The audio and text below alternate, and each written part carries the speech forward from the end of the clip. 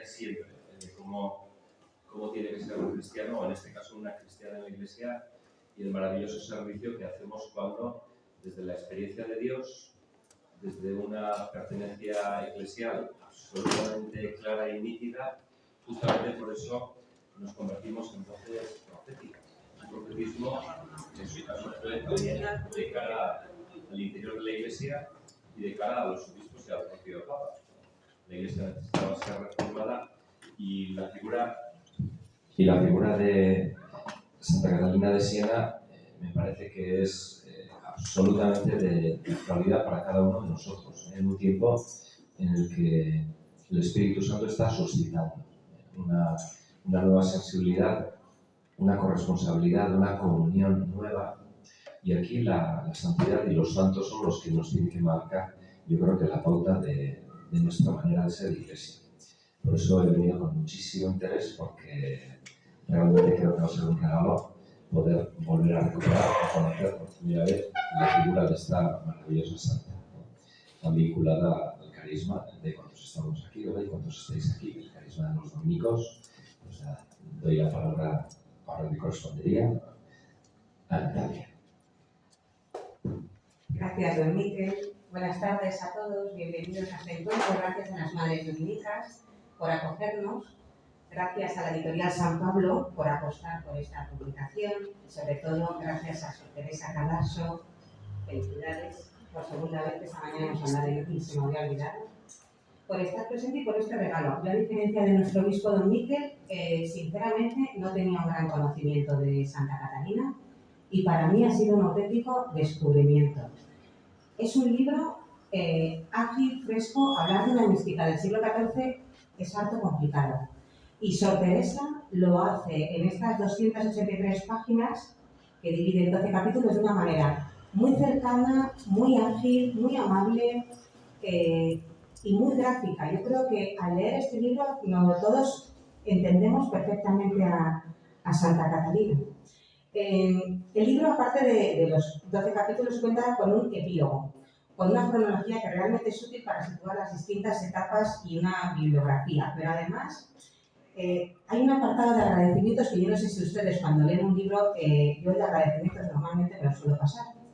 Pues en este caso no hay que pasárselo. La verdad que merece muchísimo la pena, y les voy a leer, por favor, dos trocitos de los agradecimientos, que dice así. Acabamos de llegar de mi primera mañana en el hospital. Estábamos en silencio, asimilando cada una la multitud de información recibida en unas horas. En mi cabeza daba vueltas una sola advertencia. Es posible que te cueste leer, escribir, cualquier actividad intelectual. La quimioterapia puede afectar a la memoria y la concentración. Habíamos llegado tarde y comíamos las 2 horas en el amplio refectorio. Tenía excusa para no decir palabra mientras me ahogaba en mi propia desilusión. Ni siquiera iba a poder escribir. Pero le pregunta su compañera, hermana, no sé exactamente quién es: ¿sabes cuándo compuso Beethoven su 9ª sinfonía, la más famosa de sus obras? Y dice Sor Teresa: pues no. Contesté sin entender a cuento de qué era aquella referencia cultural en ese momento. Cuando se había quedado sordo, y todo indicaba que se había acabado su genialidad. Y fue exactamente al revés. La incapacidad despertó su creatividad aún más. No abandones a Catalina antes de intentarlo. No te pongas más límites de los que ya se presentan.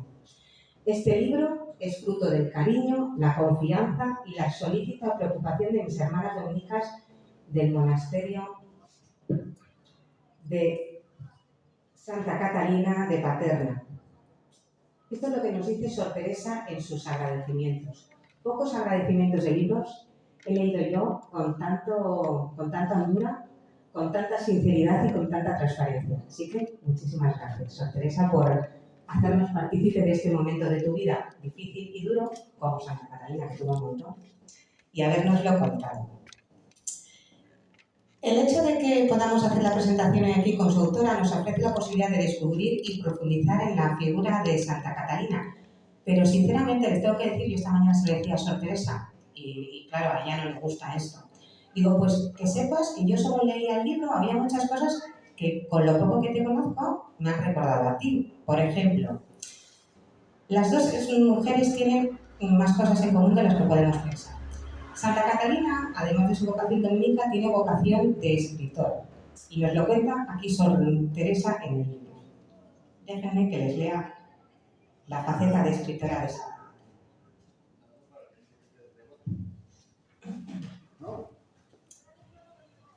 Tomó conciencia de su vocación de escritora y hasta de autora al mismo tiempo que lo hizo de la importancia de la misión que Dios le había encomendado. En sus cartas, la sangre se convierte en la tinta, porque es su experiencia de la misericordia y el desbordamiento de esta gracia lo que la anima y empuja a escribir.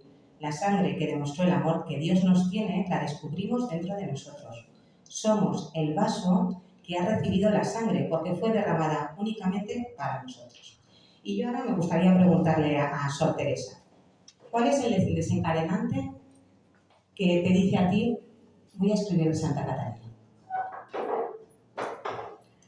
Bueno, pues en parte esa idea de que la sangre es la tinta con la que ella escribe, ¿no? Porque escribe desde su vida y desde cuando escribe, dicta más bien, pero todo lo que se encuentra en sus escritos en el diálogo es de su vida, ¿no? De su experiencia de Dios sobre todo y en primer lugar. Y dentro de la vocación dominicana contemplativa, pues desde el principio surgió en mí como esa llamada a intentarlo, por lo menos. No, en ningún momento creí que íbamos a llegar a este día. Pero sí, toda la riqueza que tienen los monasterios, toda la riqueza que tiene en el sentido en primer lugar, porque la vida contemplativa pues permite un equilibrio, permite un estudio que no es frío, sino que está también muy unido con nuestra oración, una concentración, al fin y al cabo, que la vida, pues la vida en el mundo, vamos a decirlo así, aunque nosotros no estamos fuera del mundo, bueno, pues es un poquito más complicada. Eso es una riqueza, es un privilegio y también es una responsabilidad que nosotras no tenemos hijos que nos estén llamando cada 5 minutos, pero eso no es para un egoísmo, ¿no? De que nadie me moleste. Entonces, siempre he pensado mucho en eso, ¿no? Que ese privilegio o esa riqueza no es para que nos la quedemos nosotras. Y la manera de intentar dar algo, ¿no? Ese lema de la orden de contemplar y dar lo contemplado, pues podía ser intentar traducir toda esa riqueza. Yo nunca fui una mujer de santos, así de devociones. Mi madre está muy sorprendida. Primero con Santo Domingo, ¿no? Y ahora con Santa Catalina. Y en el fondo ha sido porque lo he recibido en la orden. Lo he recibido, la riqueza de la Iglesia, la riqueza del testimonio. A mí me ha ayudado tanto y me ha impulsado en mi propia vida cristiana que he sentido que había que intentar traducir eso a cualquier persona, a cualquier cristiano que no tiene el tiempo, no tiene la posibilidad de acceder a la biblioteca o a consultar a nuestros hermanos, las hermanas, ¿no? La sabiduría que hay pues escondida muchas veces, poder ofrecerlo y que eso enriquezca a los cristianos, porque la Iglesia tiene un tesoro enorme con tanta santidad. De hecho, realmente yo creo que el libro, leer el libro te ayuda como creyentes, a ser unos creyentes mucho más comprometidos, más coherentes, más auténticos. Creo que al final el reflejo de Santa Catalina te interpela mucho decir, yo cómo me lo estoy planteando, ¿no? Nuestro obispo dice muchas veces, yo la primera vez que lo escuché me quedé un poco así, que en los tiempos en los que estamos, en el momento actual, necesitamos ser creyentes radicales. Y a mí, en un principio radical, dije, no sé, don Miquel, si aquí está siendo un poco... Dice que nada tiene que ver con los extremismos. Y realmente a mí se me ha quedado. Y cuando estaba leyendo sobre Santa Catalina, digo, sobre Santa Catalina de radical sabe mucho. Tenemos aquí unas cuantas frases y ahora le preguntamos a Sor Teresa qué opina. En el libro podemos leer, se perfila en Catalina la radicalidad cristiana en una persona laica. Se concreta la vivencia de una pertenencia exclusiva a Dios en un estado propiamente no religioso. Y dice también, su transparencia es un escándalo para quienes contemporizan con las verdades a medias. No utiliza las armas de la mentira porque tampoco tiene necesidad de cubrirse con las máscaras de las apariencias. No tiene un papel que representar ni un programa que defender. Su radicalidad indigna a los prudentes, su libertad frustra el chantaje de los poderosos. Santa Catalina tiene mucho de radical. Sí, es la santidad. Es una mujer entregada totalmente a Dios y un instrumento totalmente de Dios. Entonces, como nada es suyo, nada tiene que proteger, nada tiene que defender. Y esa es la valentía, porque el radical bueno, pues se expone. Sí, se expone. Yo creo que las medias tintas siempre estamos en las medias tintas porque tenemos algo que proteger o algo que cuidar o una comodidad de la que no queremos movernos, ¿no? Y ella no tiene nada de eso. O sea, ella ha dejado a Dios ser Dios en su vida y esa es la clave de interpretación de todo. Si tuvieras que destacar 3 rasgos de Santa Catalina, tú que lo has estudiado, has profundizado, te has documentado, ¿qué destacarías? 3. Bueno, yo destaco los que más me han llamado a mí la atención, aunque seguramente que hay autores y expertos que cada uno destaca uno. En primer lugar, a mí me impresionó mucho en ella la unión entre la humildad y la audacia, porque a lo mejor a veces, o yo tenía una interpretación de la humildad que más bien era cobardía, ¿no? Que más bien era también comodidad. Para ella hubiera sido mucho más fácil, mucho más cómodo y desde luego mucho más sereno quedarse en la habitación de la casa de sus padres y ser una mística ahí, ¿no? Encerrada.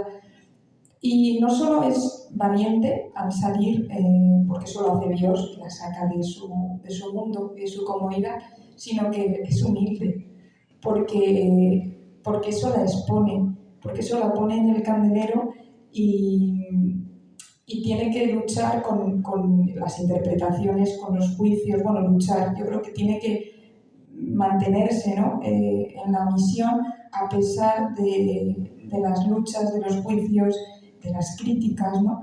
Y ahí es donde se revela su humildad absoluta, ¿no? Lo que le dice el Señor, ¿no? Tú eres la que no eres y yo soy el que soy, ¿no? Entonces cuando le critican y ella lo sabe, ¿no? Sus discípulos le intentan defender y ella dice, ¿pero qué defendéis? Si todo lo que dicen es poco de lo que verdaderamente sí, ¿no? O sea, es como una serenidad y una tranquilidad de que Dios es el que me está poniendo en este lugar, el que me lleva y Dios es el que sabe también cuál es mi verdad. Esos 2 aspectos, ¿no? La humildad y la audacia, pues también hablar al Papa. ¿Cómo se atrevió a hablar al Papa? Si le hubiera engañado esa falsa humildad, hubiera dicho, no, yo no soy quien, a mí no me toca, ¿no? Pero ella, su humildad estaba basada en que yo soy un instrumento para el Señor, es Dios quien lleva mi vida. Y se atreve, no es que se atreva, ¿no? Sino que se deja de, bueno, no sé yo, tú, hazlo tú, ¿no? Y lo hace, ¿no? Entonces van muy de la mano la audacia y esa humildad. Y luego yo diría la libertad. Una mujer de un espíritu muy libre, porque para ella tiene un camino que pues es muy austera, muy penitente, muy...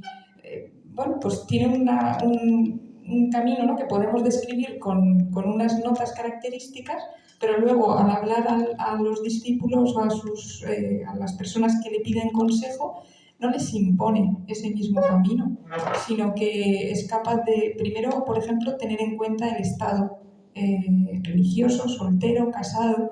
Ella siempre tiene en cuenta, porque ahí es donde van a dar gloria a Dios, ¿no? Entonces, aunque ella tenga un ritmo de vida, unas obligaciones, ella lo primero es ver dónde está la otra persona, ¿no? A qué le ha llamado la otra persona.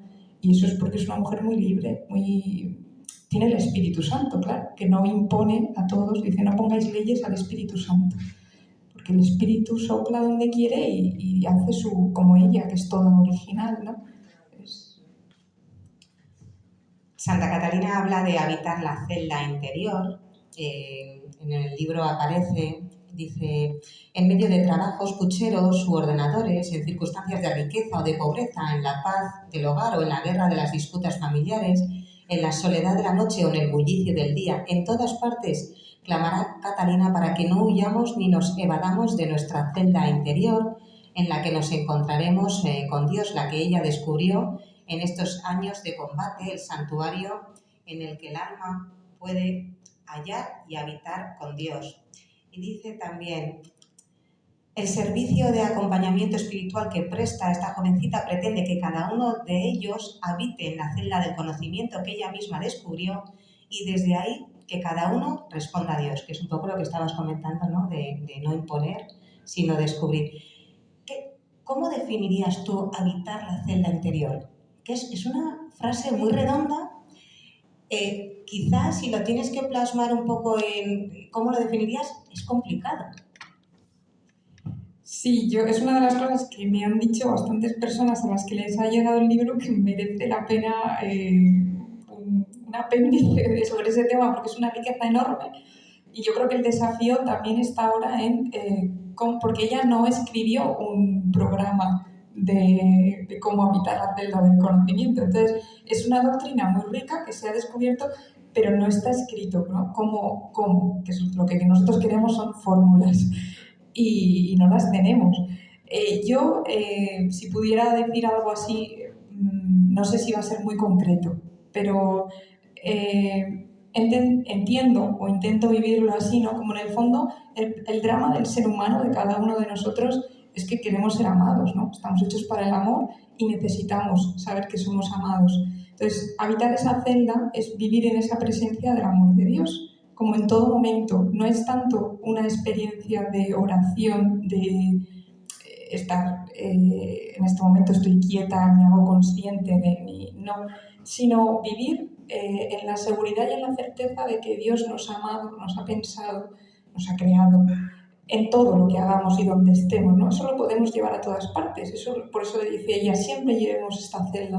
Pero además dice, llevemos que son dos celdas en una, el conocimiento de uno mismo y el amor de Dios. Y esto es lo que es impresionante, ¿no? Porque, claro, irnos conociendo a nosotros mismos es fundamental, pero no podemos hacerlo si no es de la mano de saber que Dios nos ama.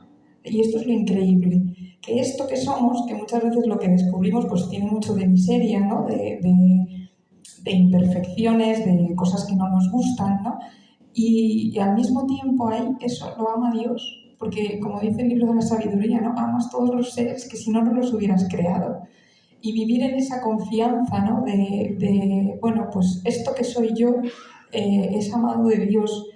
Y en el otro sentido es que si solo nos apoyamos en el amor de Dios, pero no tenemos ni idea de dónde nos ha rescatado Cristo, pues no valoramos ese amor, en el fondo no profundizamos en él, ¿no? Pero cuando te das cuenta de lo que eres, también de los dones, porque esos talentos son bueno, pues regalos de Dios, ¿no? Y los aprendes a valorar y a ponerlos sobre la mesa, ¿no? Yo diría que habitar la celda no es un lugar, tampoco es un ejercicio mental, sino que es una confianza existencial, quizá, en todo lo que hagamos y en todo lo que en nuestra vida, ¿no? Vivir con ese, saber que somos amados de Dios. ¿Qué papel jugó la familia de Santa Catalina? Porque no lo tuvo muy fácil. Y de hecho un poco el papel de su madre al principio es complicado.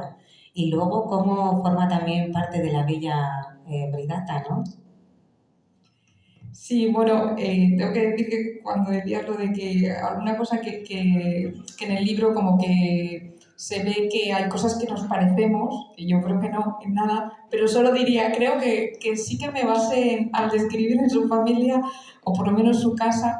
Yo soy de una familia muy numerosa también, entonces ella era la hija 24 de una familia muy numerosa. Entonces es verdad que al describir el caos de su casa me basé un poco en el caos no caos, sino bueno, pues una casa donde siempre, al final somos tantos, pues que siempre es de puertas abiertas, ¿no? Y de mucha gente. Y eso te configura, inevitablemente te configura. Al final, es verdad que sufrió la incomprensión.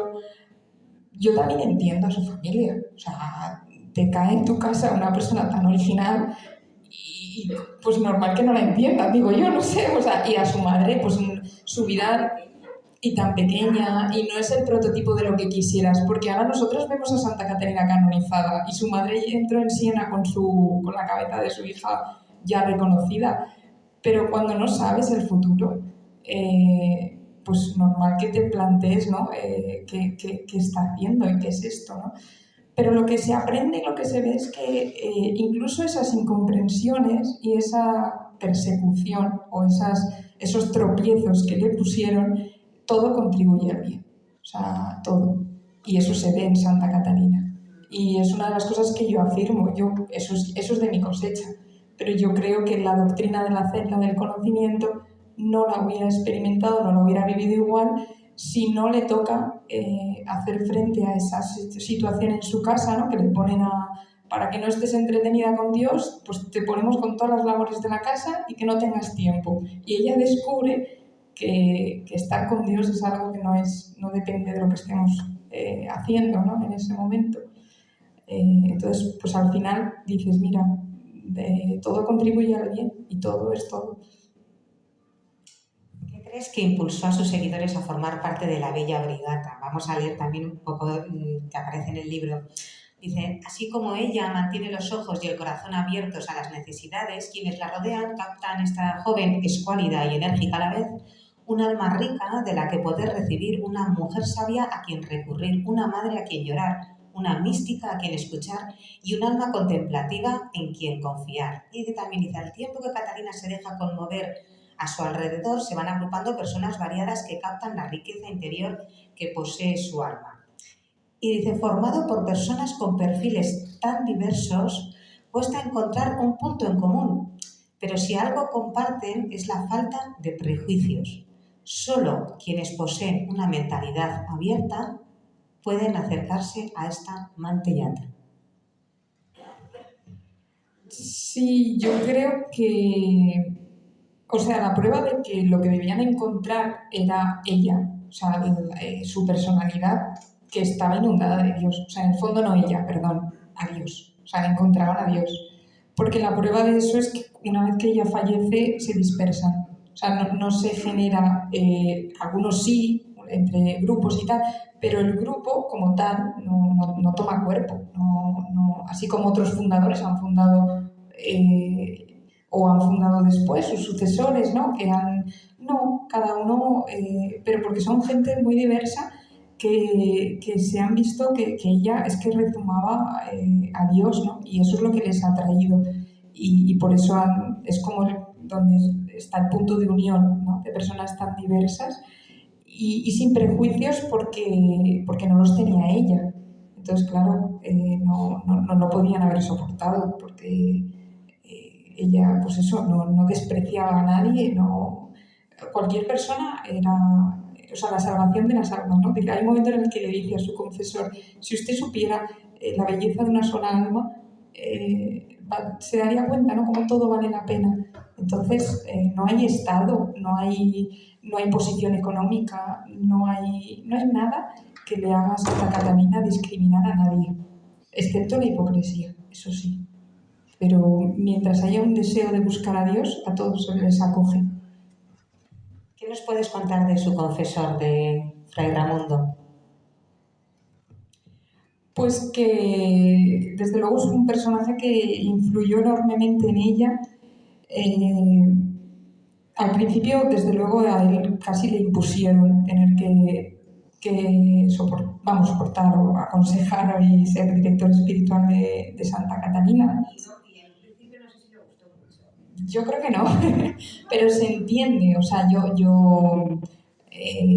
me pongo en su lugar y digo, claro, de repente te encomiendan que era un teólogo, que era una persona muy sabia, que tenía por delante cientos de miles de campos de acción, que de repente te digan, no, tienes que ser el confesor de esta mujer, que ni siquiera era monja, que nadie sabe, o sea, que le ha llamado un capítulo a ver que qué es de tu vida y qué estás diciendo, ¿no? O sea, la situación era compleja y se le entiende, ¿no? Pero lo mismo es un hombre que busca a Dios, que no... Entonces, pues es capaz de ver en ella que está Dios, a pesar de sus... pues lo normal, porque todos somos humanos y todos tenemos un razonamiento humano que... Pero bueno, le deja a Dios que le descubra quién es Catalina y desde luego ella también, bueno, pues es que era auténtico, ¿no? Y como era auténtico, lo ve, le toca justo en el momento de la peste y a él le impresiona ver cómo ella no tiene miedo a atender a los enfermos, ¿no? Ahí no puede haber engaño cuando te estás jugando la vida. O sea, esta mujer realmente tiene que creer en la resurrección de Cristo y eso es lo que le hace a él pues también soltar esos miedos y esos cuidados que él tenía y se hace, en el fondo se hace su discípulo también. Una faceta muy importante en la vida de la santa es la caridad al prójimo, pero además no solo un ayudar al pobre por ayudar, sino que es realmente caridad. En el capítulo del libro Me amas podemos leer en relación a esto, dice, su caridad es exigencia interior de su trato con Dios y no una iniciativa para sentirse bien y realizada. De hecho, esta mañana, don Miquel, en un artículo que escribe los domingos para el diario y para la página web de la diócesis, destacaba una frase, cuéntela usted. Una frase de cuando estaba yo en la pastoral gitana en Roma, en un campo terrible, de estos llenos de hojalata en el extrarradio de Roma, y había un señor talangue que hacía ollas de cobre con su martillito, con su cigarro siempre a un lateral, y solían ir de estos evangelizadores de sectas y tal, que iban a convencerles, ¿no?, para que entraran en su grupo. Y iban allí insistentemente y un día se paró y les dijo: estamos hartos de serviros de escalera para que vosotros subáis a vuestro cielo. O sea, estamos hartos de serviros de escalera para que vosotros subáis a vuestro cielo. O sea, nada tiene que ver con lo que estamos hablando de la percepción de que es un pobre. Un pobre es un regalo para ti, no es una escalera para tú, utilizando... Esa era la frasecita. Y en el libro de Santa Teresa, en ello estás seguro.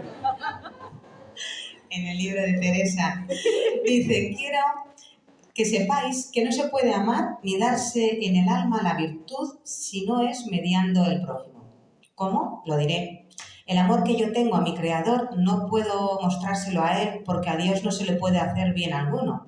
Hay que hacerlo por medio de la criatura, socorriéndola y proporcionándole el bien que no se puede hacer a Dios.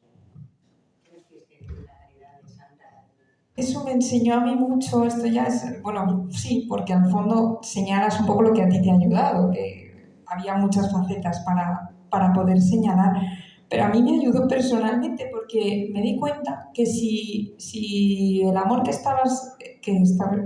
estoy llamada a entregar, ¿no?, y a dar al otro, es en el fondo, por ese amor a Dios, ¿no?, que no le voy a poder dar a Dios directamente, bueno, pues entonces ya el otro es independientemente de quién sea, de si se lo merece o no se lo merece, o de si yo consigo ver en el otro a Cristo. A mí eso me ayudó mucho en una homilía comentando, no recuerdo quién fue, pero comentando la parábola de las ovejas, unas a la derecha y otras a la izquierda, este padre decía: también los de la derecha, los que le han dado de comer, le han ido a visitar a la cárcel, también esos preguntan: ¿y dónde te vimos?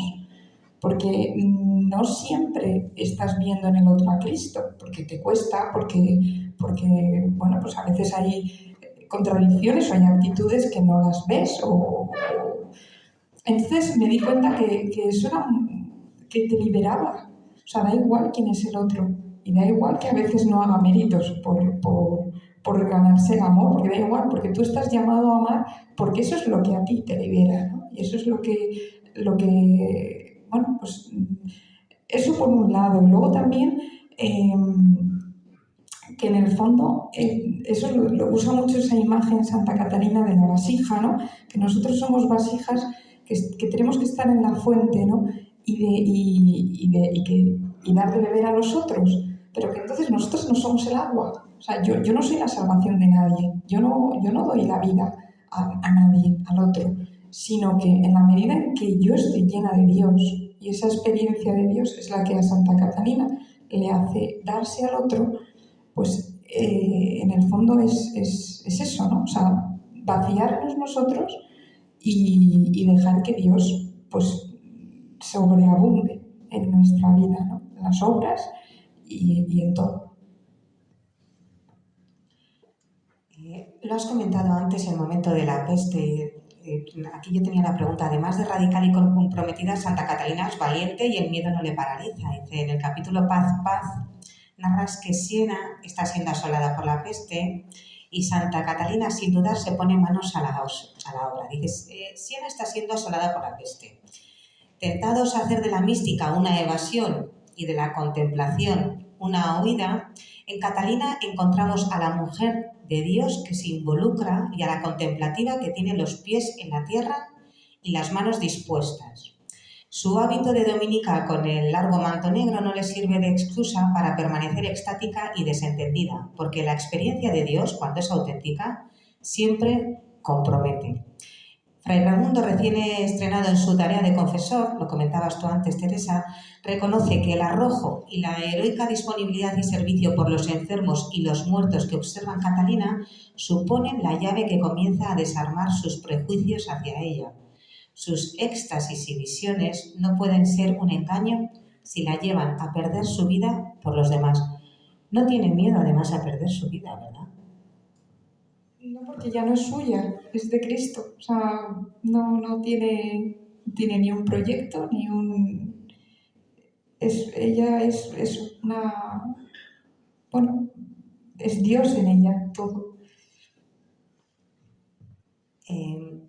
Un momento que a mí me parece duro y que tenemos mucho que aprender, dice, tal y como escribes en el libro, a veces olvidamos que los santos también fracasan.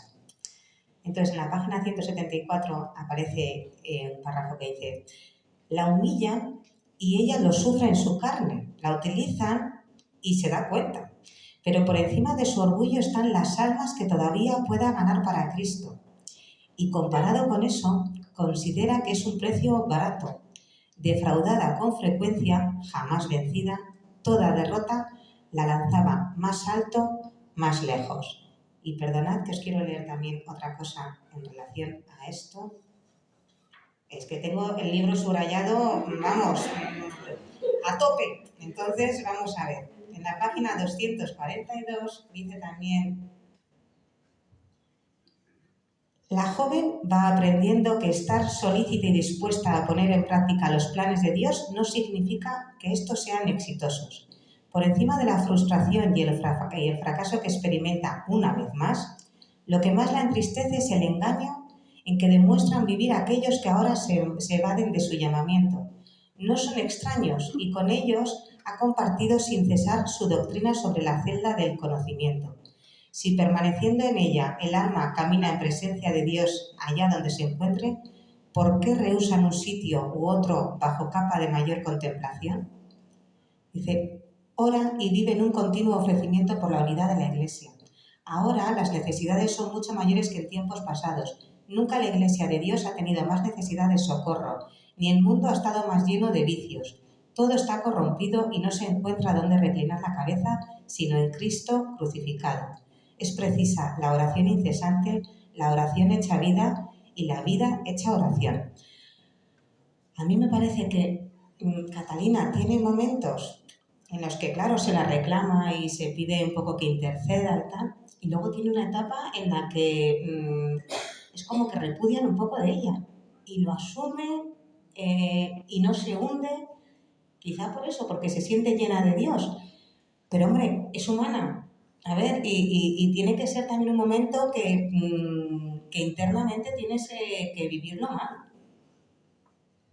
Sí, yo creo que es uno de los capítulos que a mí más me ha impresionado, sobre todo cuando la ponen en ridículo delante del Papa. O sea, eso es tuvo que ser una sensación, vamos, cualquiera de nosotros, con mucho menos, ahí te quedas. O sea, porque es que encima luego los mismos le vuelven a llamar y va. Entonces, al final es ahí donde se revela, ¿no?, su humildad. O sea, si esto puede servir o puede por la paz, por ejemplo, que era la causa fundamental, ¿no? ¿Qué amante de la paz? Si esto puede servir, hay una mínima posibilidad de que esto construya por la paz, su orgullo está por debajo. O sea, da igual, aunque me pisoteen, ¿no?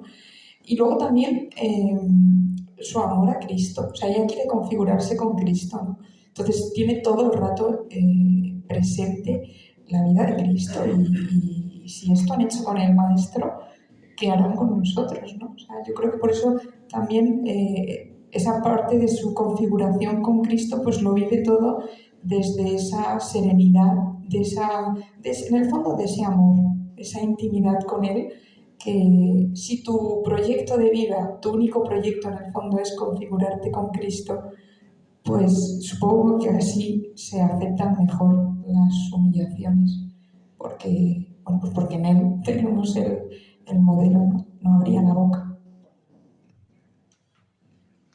Escribe Teresa, dice, toda su vida, sus 32 años que ahora cumple, han estado marcados por la intensidad, el combate, el dolor y el sufrimiento, pero sobre todo por el amor. La suya no ha sido una existencia triste ni masoquista, sino entregada. Ha sabido hacer de la cruz el verdadero lecho nupcial en el que encontrarse con su amado. Pero es verdad que a lo largo de las páginas hay momentos muy difíciles, muy complicados, de muchas humillaciones, de ciertos fracasos. Por lo menos cuando iba a montar, por ejemplo, iba a fundar un monasterio y no sale, pues dices que no era de Dios, no ha salido. Leyendo podrías pensar, pues ha tenido una vida dura y una vida triste, para nada, ¿verdad? No, yo creo que triste no, intensa. Y dura, sí. Una de mis hermanas de sangre me decía, yo deseaba ya la pobrecita que se muriera, porque estaba leyendo el libro, es que tiene una vida muy original, y es que ella es muy intensa. Entonces, pues es verdad. Pero triste, no, para nada. Si es una mujer, primero que lo dicen los contemporáneos de ella, que era una mujer alegre. Alegre porque en el fondo yo creo que debe ser, vamos, yo no lo sé, pero en la medida en que he podido experimentar que tu vida la lleva Dios, que no tienes nada que defender, bueno, pues también todas esas experiencias de Dios que en el fondo son las que le sostienen. O sea, tú ocúpate de mí, que yo me ocuparé de ti. Todo eso son cariños de Dios que la sostienen. O sea, cada Eucaristía, bueno, pues me llevo tu corazón, pero te doy el mío. O sea, bueno, yo creo que todo eso es lo que la sostiene y le da fortaleza y le da alegría. O sea, ¿qué es este sufrimiento? ¿Qué es este fracaso comparado con eso? No lo sabemos, pero vamos, desde luego tiene que ser de ahí, de donde brota, y la alegría, porque era una mujer optimista en el sentido de creyente. O sea, no estamos en este mundo para sufrir, ni Dios es masoquista. No, los sufrimientos están, pero no es que Dios ahí con un dedo los esté... Ni ella ve en ningún momento que Dios la esté como castigando, como... No, lo vive de otra manera, o sea, y por eso yo me acordaba ahora que estabas leyendo, ¿no? La santa de hoy, Santa Teresa, es la que dice, ¿no? En la cruz está la vida. Cuando tú vives esa unión con Dios también en la cruz, pues no reniegas, ¿no? Pues si se puede encontrar con Cristo en estas circunstancias dolorosas, pues lo vives, ¿no? Y bueno, es otra manera, otro enfoque, la perspectiva. Una cosa, ¿hasta qué hora podemos estar? Las madres dominicas, ¿hasta qué hora nos dejan estar aquí? No tenemos, es que luego a lo mejor también el público quiere hacer preguntas, yo es que tengo varias, pero bueno, cuando tengamos un poco que ir cortando me decís que yo... ¿No? Vale. El poder de la Eucaristía. En el libro aparece: apenas puede tomar bocado. La Eucaristía es su alimento, como tantas veces se ha señalado en las biografías de la Santa. Dice, de ella vive y por ella subsiste. Pero también luego dice, como se ve, Catalina no desprecia el debido respeto y preparación para cada comunión, pero como gran conocedora de las almas a las que acompaña, advierte de los escrúpulos con que se afligen los cristianos de buena voluntad, prejuicios que terminan privando de la medicina a quienes están necesitados de fortaleza. Ahí añado una cita, me parece por ahí, del Papa Francisco, que dice que la Eucaristía no es el triunfo de los perfectos o el premio de los perfectos, sino el alimento de los débiles o algo así. Bueno, yo creo que es importante, desde luego es importante la preparación, está clarísimo, o sea, no es que contradiga la doctrina de la Iglesia, pero desde una perspectiva de ella siempre misericordia, no es que ella sea misericordiosa, sino que predica la misericordia de Dios y la vive, y además ha aconsejado y ha acompañado tantas almas, y hay algunas que son clarísimamente escrupulosas y sufren muchísimo por esto. Entonces es un alma experimentada y por eso advierte, ¿no?, de ese peligro al final es la pescadilla que se muerde la cola, ¿no? Porque nunca nos vamos a merecer a Cristo, Eucaristía, nunca. Entonces, encerrarse ahí en ese pensamiento, ¿no?, porque no me lo merezco, porque pues al final nos priva de lo único que nos puede dar la vida, ¿no? Pues eso es lo que ella vive y por lo que lucha, a veces con incomprensiones, porque le niegan la comunión, y bueno, pues el famoso milagro, ¿no?, que le niegan la comunión, y la comunión en la forma de Cristo consagrada se desplaza hasta el final del coro. Pues yo creo que es un poco como diciendo, es que la misericordia de Dios no supera nuestros razonamientos.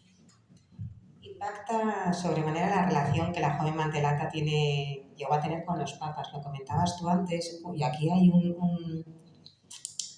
una frase que relata el momento en el que se encuentra con el Papa. Dice, allí, en la habitación de una simple hermana de la penitencia de la Orden de Predicadores, el sumo pontífice de la Iglesia reconoce su debilidad y encuentra la fortaleza de quien pertenece a Dios. Entra en aquella celda despojado de apariencias y desde el conocimiento de su nada descubre el poder de Dios que lo hace capaz. De parte de Cristo crucificado os suplico, le dice Santa Catalina, de parte de Cristo crucificado os suplico que no seáis niño miedoso, sino valiente. ¿Se imaginan a la Mantellata Catalina? No sé si es Mantellata o Mantelata. Mantelata. Vamos aquí a aprender ya también un poco italiano. Mantelata, a la Mantelata delante del pontífice y que le diga, no seáis niño miedoso, sino valiente. Bueno, yo me imagino la escena y me parece increíble. En los dos pontífices nos encontramos con cristianos de buena voluntad y virtuosos en muchos casos. No se trata de pecadores empedernidos, estamos siglo XIV, tema complicadito. No se trata de pecadores empedernidos ni de personas con deseos manifiestamente contrarios al Evangelio, porque con frecuencia lo que más entorpece la virtud no es el pecado público y manifiesto, sino el sutil engaño en el que nos excusamos y con el que tratamos de convencer a los demás de nuestra mediocridad. El peligro de vivir desconociéndonos a nosotros mismos es terminar dominado por la debilidad.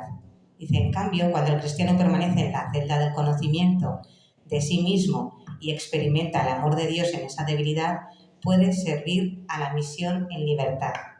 Quien no se conoce a sí mismo es incapaz de gobernarse a sí mismo y de gobernar a los demás, pues cae en la soberbia y en todo defecto. Y como la soberbia ciega al alma, la empobrece y la reseca porque le priva del encuentro de la gracia. La decepción un poco de cuando intercede por el Papa, al final consigue que el Papa vaya de Aviñón a Roma, pero cuando luego le dejan también un poquito de lado, cómo Catalina lo has comentado antes, ¿no? Afrontó un poco ese momento porque efectivamente pensaba que todo viene de Dios y de hecho en alguna parte del libro, no lo sé ahora muy bien, lo miro luego, en el que dice que al final todas estas humillaciones, todos estos fracasos la han hecho todavía habitar más su celda interior. Pero es verdad que el estar un poco en boca de todos, claro, Catalina no dejaba indiferente a nadie. O sea, o muchos la querían o muchos la odiaban y decían que era una persona que no estaba ayudando a la Iglesia. Y aparece ahí también el drama, yo creo que al final de su muerte, en su muerte, no sé si me adelanto un poco, pero bueno, también es una de las cosas que más medité, cómo enfocar al final su muerte y de lo que enfoco o de lo que hablo es de esa lucha interior que se desvela, que en el fondo ella tiene miedo que quienes la hayan criticado hayan tenido razón, ¿no? Que hayan dicho que te creías santa, que eras una soberbia, que todo partía de su yo. Esa es la lucha de Santa Catalina. Y en el fondo yo creo que es lo que nos revela su humanidad, porque era una mujer. O sea, no estamos hablando de un ángel. Entonces, tenía una personalidad arrolladora, tenía una iniciativa, tenía una inteligencia, Entonces, en el fondo yo creo que ella tuvo que vivir permanentemente, ¿no? Más que nada porque dime en lo que insistes, ¿no? Y te diré un poco qué es lo que te da miedo, ¿no? O sea, cuando una persona insiste tantísimo bueno, en el fondo es la revelación que Dios le hace, ¿no? Tú eres la que no eres y para ella toda la vida del cristiano es un poco esa lucha contra el yo, sí, dejar a Dios ser Dios, ¿no? Es un poco como su lucha permanente. Entonces, yo creo que es pesada hasta el punto de ser cansina, porque en el fondo lo debía de tener ella como muy presente. Y en los momentos finales de su vida se le plantea, ¿no? ¿Habrá sido todo una mentira? ¿Habrá sido todo una búsqueda de mí misma? Y todo ese momento final, ¿no? Yo creo que es una purificación pues eso, de cómo se descubre, ¿no? Que no era ella, que no era su soberbia la que le hacía... Pues porque si hubiera sido la soberbia no hubiera aceptado pasar a un segundo plano. ¿Por qué crees que Santa Catalina no ha tenido tanta repercusión y quizá no es tan conocida como otros santos? Bueno, yo creo que sí que es conocida.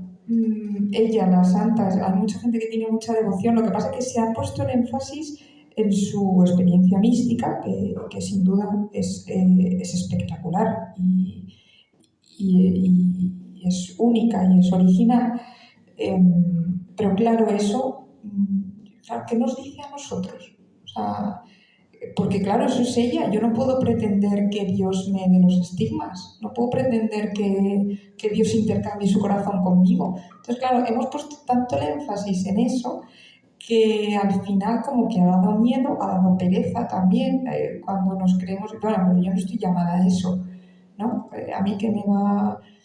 Y nos hemos perdido, pues, a lo mejor su dimensión más humana y creyente, porque Santa Catalina no deja de vivir de fe, porque, claro, como nosotros, no podemos, vamos, que las visiones, pues si Dios quiere, pero no es lo que predomina en nuestra vida. Y yo creo que la suya tampoco, aunque hayamos dado, pues se haya hablado más de eso. Catalina es una de las pocas mujeres doctoras de la Iglesia, la única además que no es monja. Ella lo tenía claro, que se consagraba a Dios, pero que no como vocación religiosa. De hecho, tú también lo escribes aquí, un apartadito que dices: no deja de ser desconcertante que una persona que se siente llamada a vivir los 3 votos religiosos como Catalina elija una rama del carisma dominicano que no tiene obligación de profesarlos. ¿Por qué no se hace monja? ¿Por qué no ingresa en un monasterio? Esta es una pregunta que no pocos autores han hecho. Ella lo tenía claro, que no iba a ser monja. O vaya.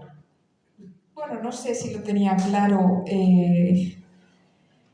No sé, yo creo que también ahí son las circunstancias del momento. O sea, ella, por ella, yo creo que su vida era más contemplativa en el sentido de, no sé, lo de ir por recorrer media Italia, eso es cosa de Dios y además le regatea. O sea, ella no quiere, no es su intención. Yo creo que si hubiera podido elegir, hubiera sido monja. Pero la vocación es una cosa de Dios y Dios tenía otros planes para ella. Se vale, creo, de esas circunstancias, de cómo en esos momentos, pues, bueno, eso ya es una reflexión más mía y de algunos autores, no tenemos pruebas de por qué. Pero bueno, yo creo que es que Dios se vale de las cosas humanas para hacer su historia y está bien hecha. ¿Por qué has elegido el Yo quiero como título del libro y a qué es a lo que se refiere Santa Catalina con ese Yo quiero? Es la síntesis yo creo que de su personalidad. De hecho, tengo que reconocer que me extrañaba muchísimo que no hubiera ya libros con ese título de ella, porque es que yo creo que es lo que la resume. Es su expresión, bueno, en italiano, que yo no sé mucho, pero el Io voglio de Santa Catalina, con el que empieza las frases, ¿no? Que, pues yo qué sé, al mismo Papa, yo quiero que vayas a... Y entonces hay muchos autores que han estudiado y que comentan esto, ¿no? Que es este atrevimiento, que dicen que incluso pues en esto se atreve más que San Pablo, que San Pablo deja claro cuando es su opinión y cuando es, no, esto es cosa mía, ¿no? Y en el fondo yo creo que es una síntesis de su personalidad, pero no es yo quiero porque yo soy una soberbia y una caprichosa. Es en la medida en que yo ya no soy y es Cristo, pues se ha identificado completamente con la voluntad de Dios. O sea, ese yo quiero de Catalina, porque ella está completamente vacía de sí y ha dejado a Dios ser Dios, pues se identifica con la voluntad de Dios. Y la voluntad de Dios, o sea, cuando habla, ¿no? Se hace transmisora, pero por eso, porque no es suyo, ¿no? Sino que peligro también el ir soltando cuál es la voluntad de Dios para el otro, ¿no? Pero es eso, ¿no? Es como esa síntesis de su configuración con Cristo. Y entonces ya son uno en ese intercambio de corazones y lo que quiere Catalina es porque lo ha querido Cristo. Después de profundizar en la vida de Santa Catalina, personalmente a ti, ¿en qué te ha ayudado su vida, su ejemplo, en tu vocación, en tu sentirte hija de Dios? A partir de estudiar a la Santa, tú, por ejemplo, yo te digo personalmente, ¿no? Después de leer el libro, me ha parecido que hay cantidad de cosas, pues eso, de radicalidad, de autenticidad, de sentirte llena de Dios y vacía de ti, bueno, me parece que es un libro con el que aprendes mucho, es un libro con el que puedes hacer oración, realmente, o sea, hay muchísimas frases con las que es oración pura y dura, pero vamos, como tú eres la autora y eres la que has estudiado, ¿en qué te ha ayudado a ti o qué has aprendido o qué te ha marcado? Bueno, a mí me ha ayudado mucho en dos sentidos. El hecho del libro, en el momento vital en el que yo me planteé por eso, por una iniciativa, bueno, voy a documentar, era lo primero que pensé. Y en medio de esto fue cuando me diagnosticaron el cáncer. Entonces, el hecho de tener el libro de por medio a mí me ha ayudado mucho personalmente durante la enfermedad. Tienes que estar ocupada, tienes que tener un proyecto. Yo jamás pensé ver este día. No estaba en mi mente, ¿no? Entonces, para mí es un regalo pues sí, una certeza de que es Dios quien te pone las cosas en el corazón y que nunca sabes. O sea, que a ti te toca hoy ponerte a escribir y ya está. Y lo demás, o sea, como la fidelidad al momento presente, que las obras y los frutos los lleva Dios y bueno, pues esto es un regalo, ver el fruto, pero eso no estaba en ese momento, ¿no? Y luego ya a nivel de Santa Catalina concretamente, pues lo he dicho ya varias veces con el libro, también por el momento vital en el que estaba, cuando me dicen tienes un cáncer, hay metástasis, hay que atacarlo de frente porque no se sabe, pues te planteas, ¿no? ¿Y si me muero ahora? ¿Qué ha sido de mi vida, no? Bueno, pues haces un poco, como es normal, revisas. Y entonces yo me di cuenta que de lo que más pena me daba, más me arrepentía, era la cantidad de cosas que no había hecho o sí, me había echado para atrás acobardada, ¿no? Por el miedo, por el que dirán, pues sí, cuántas cosas o dar gloria a Dios simplemente, ¿no? O dar testimonio pues porque me daba vergüenza o porque, yo qué sé, porque no quería que me criticaran o no quería... Y entonces, claro, Santa Catalina desmonta eso totalmente, ¿no? Entonces, a mí me ayudó personalmente porque, bueno, pues porque nos equivocamos en la vida o dirán de nosotros, pero es Dios, o sea, en el fondo es tú y Dios y por qué estás haciendo las cosas. Y bueno, pues sí, pues si nos equivocamos o pedimos perdón o nos corregimos, pero no es motivo para quedarte encerrada en tu celda, porque somos o estamos llamados a ser instrumentos de Dios. Una pregunta también un poco personal, pero ya que hemos entrado en faena, vamos a ir a de huello. No es hora, que nos han dejado actividad libre. Decíamos antes de verdad que, bueno, a Santa Catalina, valiente, radical, arriesgada, libre, sin miedo. Y yo pensaba, bueno, Teresa también valiente. Una chica joven que descubre su vocación, que se siente llamada y que responde. Y además que responde a la vida contemplativa. Pleno siglo XXI. Complicadito. ¿Cómo es un poco ese proceso? Lo que puedas contar y lo que quieras contar, siempre que es personal lo que tú quieras contar, pero ¿cómo es esa llamada? ¿Cómo es tu respuesta de decir, bueno, déjame que voy a intentar ser buena cristiana, pero déjame a mí de más líos? ¿Cómo respondes? Y ese momento en el que te plantas y dices que me estás llamando y te voy a responder a la vida contemplativa y a las dominicas. Cuéntanos. Bueno, es un poco complicado porque yo soy complicada, entonces no sé si voy a saber expresarme. Bueno, yo tenía... yo creo que la vocación es, en el fondo, toda tu vida, toda tu historia de Dios. Entonces, yo nací en una familia muy numerosa, mis padres eran, en aquel momento yo nací en Lima, eran misioneros, pertenecen al camino neocatecumenal y, bueno, pues a los 8 años nos volvimos a España, a Madrid, a los 8 años míos. Ellos llevaban 13 años allí. Y la vuelta pues fue un poquito complicada, pues por eso, por el cambio de un barrio pobre, de una... Yo sobre todo siempre digo, de una vida en la que Dios estaba presente en todo, o sea, no te planteabas, bueno, también porque era una niña, ¿no? Pero llegas a Madrid, te metes en un piso, la gente tiene otras preocupaciones, tiene todo asegurado humanamente, bueno, más o menos no, evidentemente, pero yo no tenía contacto ya con personas en situación, más mis compañeros en el colegio, su preocupación era que no le robaras el boli, ¿no? Entonces, es verdad que ese choque a mí nos afectó a todos. Y bueno, pues en medio de todas esas dificultades que también en casa pues mis hermanos pues les costó la vuelta y tal,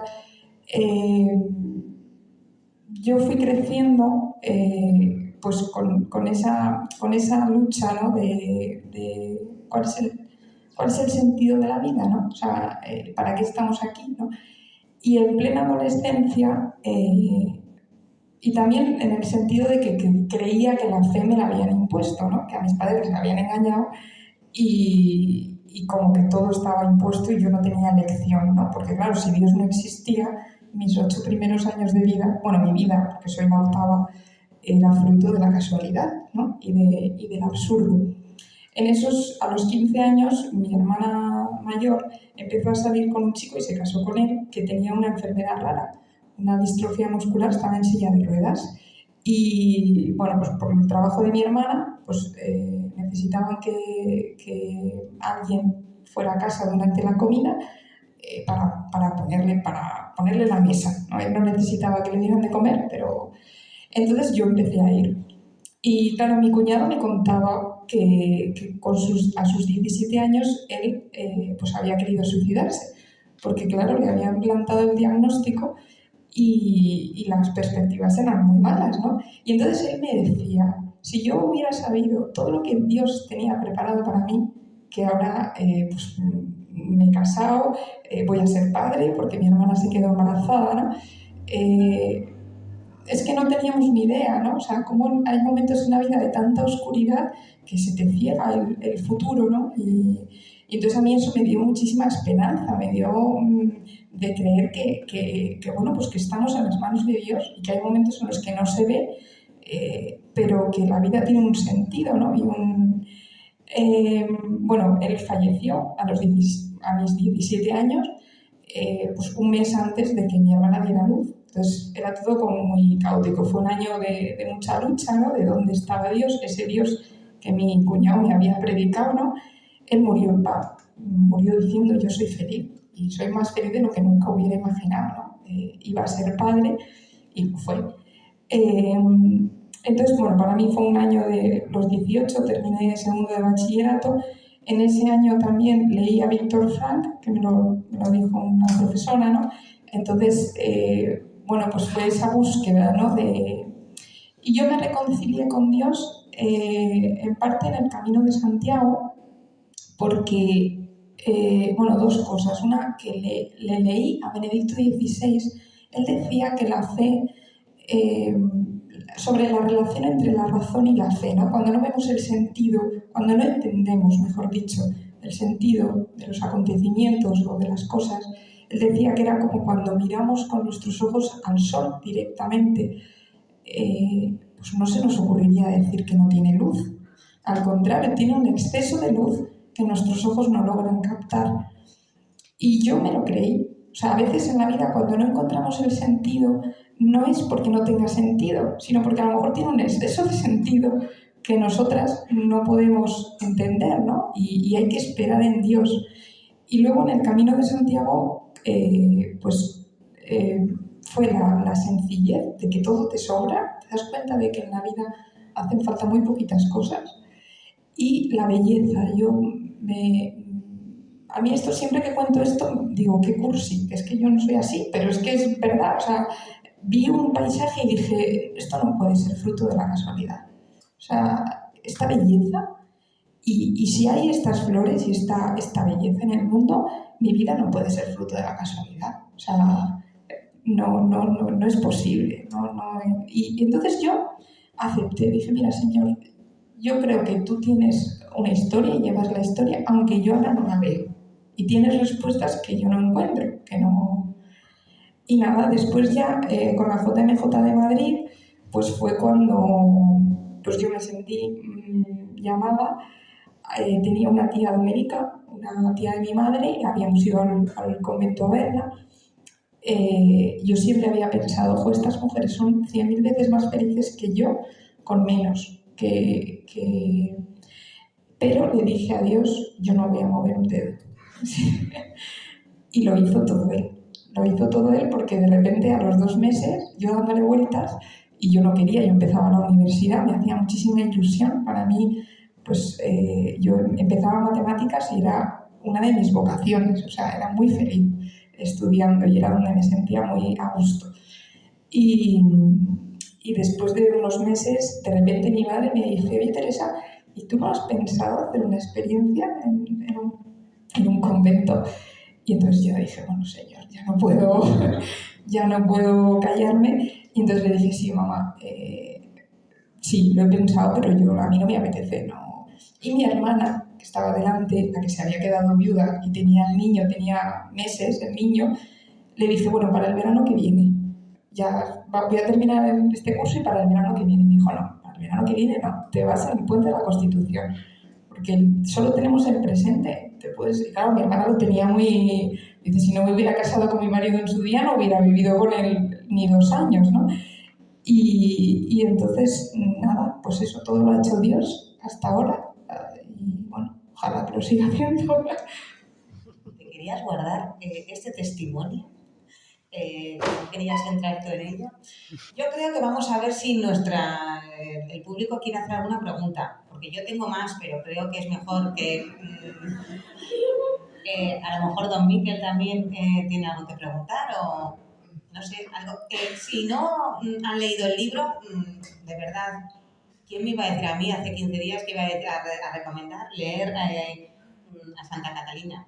Yo quiero, pero es que merece muchísimo la pena, porque es que además se lee muy bien. O sea, eres matemática, pero encima tienes muy buena pluma y tienes don para comunicar. O sea que... ¿Alguien quiere hacer alguna pregunta a Teresa Cadarso, autora de Yo Quiero?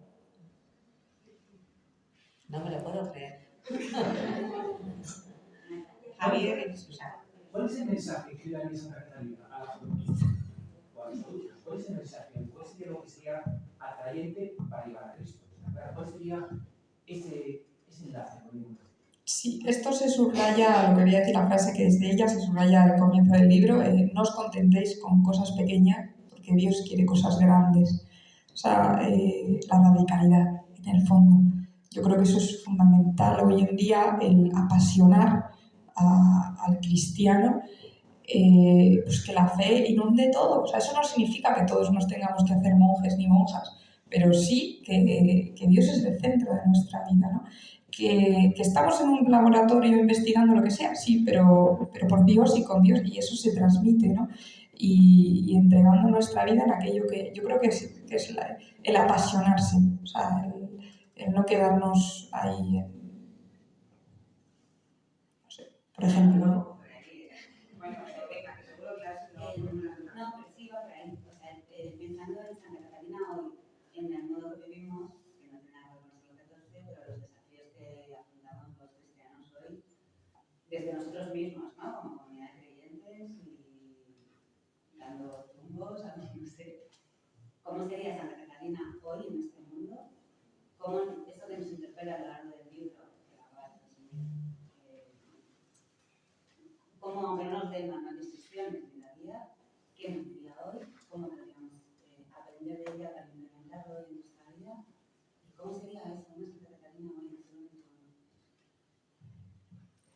Sí, bueno, en el fondo es como ser santo hoy, o sea, pero yo creo que va en esa línea, ¿no? El apasionarse por Cristo, llevar también esa confianza y esa alegría de que Dios nos ama, nos ha creado, nos ha pensado, transmitirlo a los que tenemos alrededor, ¿no? El mundo necesita mucha esperanza también.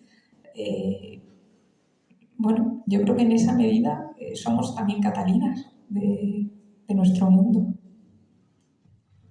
A mí me gustaría remachar esto no como pregunta, sino como constatación.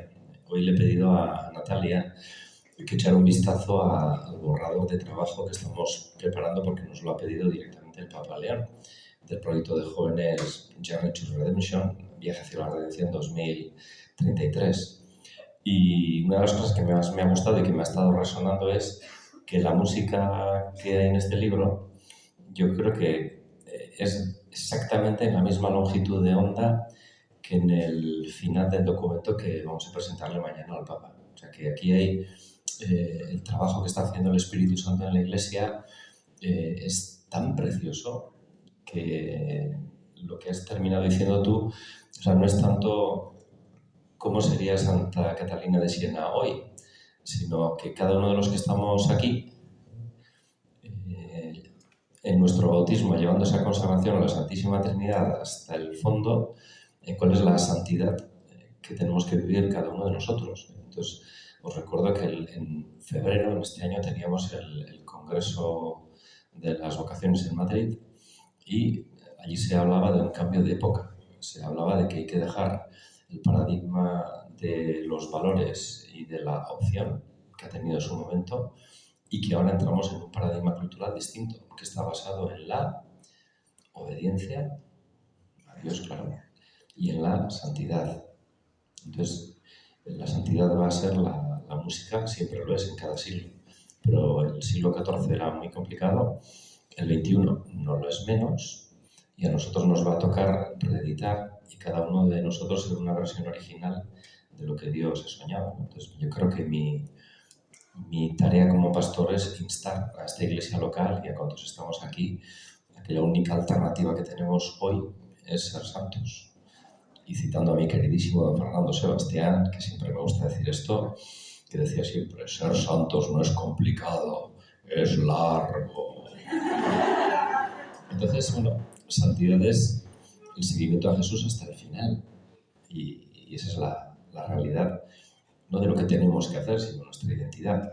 Y a mí lo que me ha resonado mucho es lo de la hacienda interior, habitar en la hacienda interior, porque este es un tema que a mí me ha gustado siempre. Decía Pascal que todos los problemas del ser humano vienen de una sola cosa, en no sabernos estar tranquilos en nuestra habitación. Entonces, al principio has dicho, ¿no? El ser humano lo que anhela es ser amado, y nosotros nos equivocamos porque consideramos que ser amados se cumple saliendo corriendo. Y tú estás diciéndonos que no, que ser amado se cumple cuando nos quedamos quietos, escuchamos y decidimos, en lugar de ser personas ocupadas, ser personas habitadas. Y yo lo resumiría por aquí. Y el reto que creo que tenemos hoy en Palencia es la santidad, no hay otro. De ahí saldrá todo. Y esa santidad hará, como estamos ahí con el lema de este año de crear puentes, hará haciendo que seamos cada vez más comunidad y comunidades. Y ese es nuestro gran déficit. Una sociedad individualista, una sociedad consumista. Este filósofo que yo amo mucho, el de Corea, que habla de el ser humano se debate entre el comer y el mirar, ¿no? O sea, la obsesión por el consumir o el mirar, la contemplación. Entonces, nosotros nos va a tocar, como consagradas, como laicos, laicas, ser personas profundamente contemplativas. O sea, nosotros tenemos que aprender a mirar y ayudar a la gente a que mire, y creo que es la belleza de la fe va por aquí. Esto sería lo que, ya lo siento, así como clausura, pero bueno, no quiero hacerlo, si no te queréis decir otra cosa. Yo creo que si no hay más preguntas, mejor clausura que esta no la vamos a tener. ¿Hay alguna otra pregunta que queráis hacer a la autora? Javier. Se han referido a un lado con interferencias, creo que el judío sigue siendo vigente. O sea, los han sido vigentes. Bueno, sí, yo lo digo como a título personal, y yo no tengo ni idea sobre el pensamiento, no sé qué dicen los que estudian ahora mismo la influencia de los pensadores, y no tengo ni idea. Para mí fue muy vigente y lo sigue siendo. Desde luego, o sea, hay que bautizarlo, o sea, porque es Cristo, ¿no? El que nos...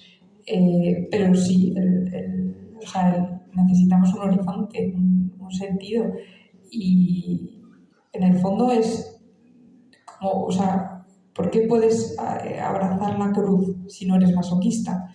Pues porque en ella está Cristo. ¿Por qué puedes aguantar o soportar, pasar por cualquier cómo? Dice, si tienes un porqué en la vida, ¿no?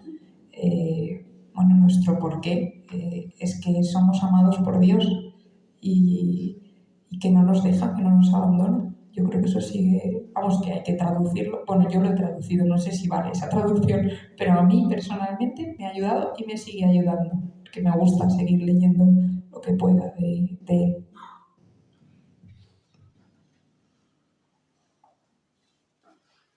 ¿Lo dejamos ya? Pues entonces nos despedimos. A ver, perdona. ¿Eres la autora? Puedes decir lo que quieras.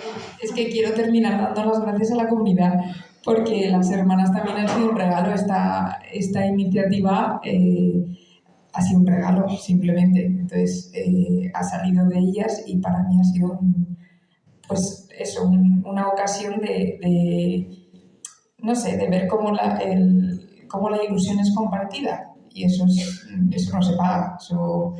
Entonces, aunque pase el mal rato y la vergüenza, el compartir esta misma ilusión, este proyecto, es un regalazo enorme y un testimonio de fraternidad. Así que yo creo que se lo merece la comunidad. Pues pues para nosotros es un regalo tu libro y tu testimonio. Así que un aplauso para la comunidad y para